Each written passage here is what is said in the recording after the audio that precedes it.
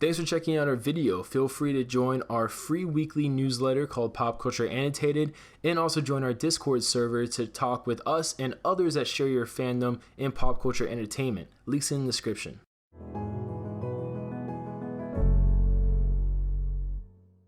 In Pet Sematary, the main character of the story is Louis Creed, a doctor who moves with his family from Chicago to Ludlow, Maine. And this is done because he becomes the University of Maine's director, I should say, of campus health services. And Louis lost his father when he was 3 years old and didn't have a relationship with his grandfather, which ends up being something that kind of plays a little bit with his mental state and how he views some things in the book.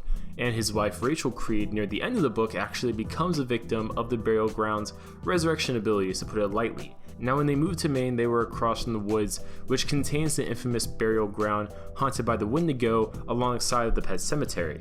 And when they learned about the nearby Pet Sematary, Rachel was initially unhappy about the revelation due to the concern about its influence and just kind of the history of death near them, maybe having some sort of but having an influence on their kids, since they're both very young and impressionable.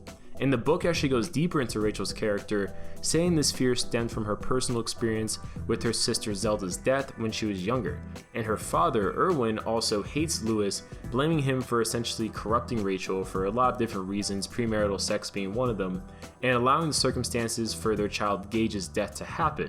Now, for the character of Louis, we're going to talk about Gage in a different video, but for the character of Louis, he eventually kind of goes mentally insane once his son Gage dies, and his character, basically with all the mental pressure and stress he has, it actually prompts him to have dreams of escaping to Orlando in order to work at Disney World, which is as crazy as it sounds. And the combination of Rachel's father basically disapproving of him and his wife's depression after their son dies makes him just snap. And this makes him a lot more open to the influence of the Wendigo in the burial ground itself. And by the time we get to the end of the book, Rachel's actually killed, prompting Louis to bring her to the burial ground, because at this point he's definitely lost it and he thinks, oh, she's freshly dead, she'll resurrect, all new as if nothing's wrong, all that kind of stuff.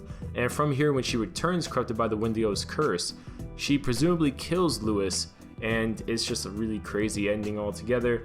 But overall, there's a lot to the characters of Louis and Rachel, from how the reader decides to analyze and explore each character. There's a lot of essays written about each one and about the whole family as a whole, and kind of themes and symbolisms, all that good stuff, with people analyzing things whether it's through their tragic childhoods or the Wendigo's effects on their subconscious desires. But comment below your guys' thoughts. What do you guys think about Louis and Rachel Creed? I tried making this kind of like a primer style video. I didn't want to go too spoilerific on every little detail, just wanted to give you guys a general sense of who these characters are as we get closer to the release of Pet Sematary. But comment below what you guys think, and we'll see you guys later.